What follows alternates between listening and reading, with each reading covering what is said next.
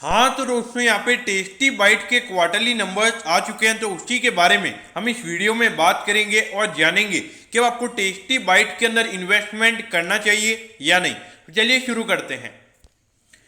तो देखिए सबसे पहले अगर हम यहाँ पे कंपनी के रेवेन्यू की अगर हम बात करें तो पिछले क्वार्टर के कंपैरिजन में यहाँ पे जो कंपनी का रेवेन्यू है वो 7% गिरकर 111 करोड़ का यहाँ पे कंपनी का टोटल रेवेन्यू इस क्वार्टर में निकल कर आया है। देखिए जो कोविड का सेकंड वेव है उसकी वजह से मेरे ख्याल से ये रेवेन्यू गिरा है, बाकी मुझे नहीं लगता कि कोई और अदर रीजन यहाँ पे होगा। तो देखिए कंपनी का रेवेन्यू गिरा है 10 करोड़ के लगभग। तो यहाँ पे जो कंपनी का नेट प्रॉफिट है वो यहाँ पे हमें 48% क्वार्टरली बेसिस पे गिरकर 7.1 करोड़ का यहाँ पे कंपनी का टोटल नेट प्रॉफिट निकल कर आया है। तो देखिए यहाँ पर आपको लगेगा 48% गिरा है, लेकिन अगर हम अमाउंट वाइज अगर हम बात करें तो ये अराउंड 6 करोड़ का ही यहाँ पे कंपनी का नेट प्रॉफिट गिरा है। देखिए अगर कंपनी का रेवेन्यू 10 करोड़ से गिरेगा तो वहां पे कंपनी की प्रॉफिटेबिलिटी भी हमें 6 करोड़ से गिरती हुई नजर आएगी।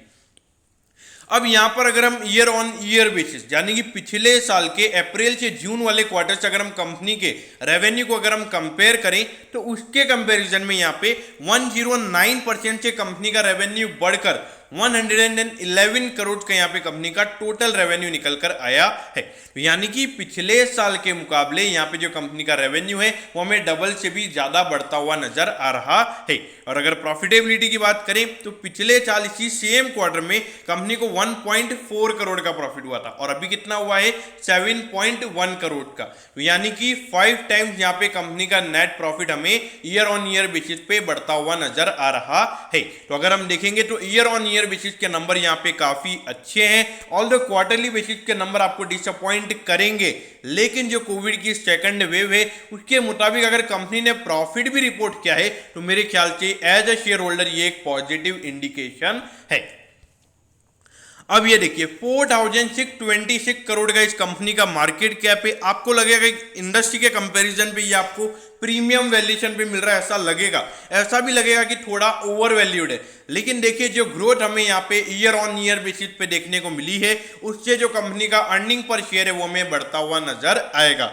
और वहां पे जो कंपनी का प्राइस टू अर्निंग है अभी अगर हम देखें तो लगभग 100 का यहाँ पे कंपनी का प्राइस टू अर्निंग रेशियो निकल कर आता है। अब मार्केट इतना प्रीमियम वैल्यूएशन इस स्टॉक को क्यों दे रहा है? क्योंकि यहाँ पर जो ग्रोथ अपॉर्चुनिटी टेस्टी बाइट के लिए अवेलेबल है मेरे ख्याल से बहुत ही ज्यादा है। ऐसा नहीं लगता कि यहाँ पे इनकी जो ग्रोथ है अभी आने वाले टाइम पे कम होगी। मुझे लगता है इनके पास बहुत ज्यादा ग्रोथ अपॉर्चुनिटीज अवेलेबल है और कंपनी आने वाले टाइम पे ये प्रूव करके भी दिखा सकती है। इसलिए मुझे लगता है कि अभी ये जो 4,500 करोड़ का इस कंपनी का मार्केट कैप है, आने वाले टाइम पे ये कंपनी आराम से 10,000 करोड़ से ऊपर का मार्केट कैप अचीव कर सकती है।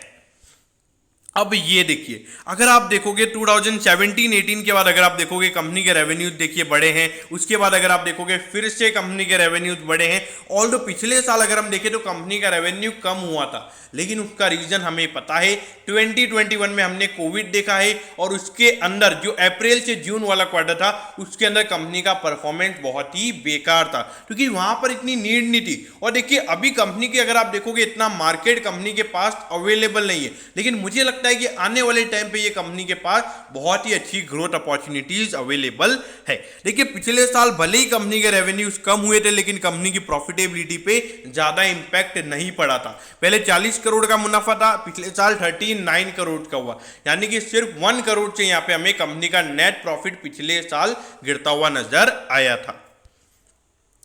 अब ये देखिए 18,048 पे यहाँ पे टेस्टी बाइट इटेबल्स का स्टॉक अभी ट्रेड हो रहा है और 21,487 का इसका ऑल टाइम हाई है। तो अगर हम इसके ऑल टाइम हाई से कंपेयर करें तो ये स्टॉक अभी आपको अराउंड 13 से 14% डिस्काउंट पे मिल रहा है।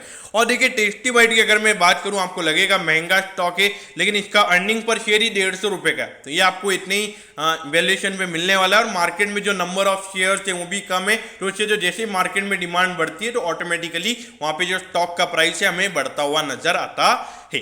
देखिए टेस्टी बाइट ईटेबल्स के अंदर अगर आपने लॉन्ग टर्म के लिए इन्वेस्ट किया हुआ है बने रहिए, अगर इन्वेस्ट करना चाहते हैं तो मेरे ख्याल से इन्वेस्ट किया जा सकता है, क्योंकि मुझे लगता है कि आने वाले टाइम पे यहाँ पे ये कंपनी 15 से 20% की ग्रोथ आने वाले 5 साल में लगातार दिखा सकती है। तो अगर आप 15 से 20% का return year on year basis पे चाहते हैं तो मेरे ख्याल से ये कंपनी आपके लिए बेहतरीन स्टॉक बन सकती है। दोस्तों मैं होप करता हूँ कि टेस्टी बाइट ईटेबल्स के नंबर्स के बारे में आपको सब कुछ पता चल गया होगा। अगर आपकी कोई भी क्वेरीज है तो आप कमेंट कीजिए, मैं जरूर आपके कमेंट पर रिप्लाई करूंगा। ओके दोस्तों, thank you, have a nice day.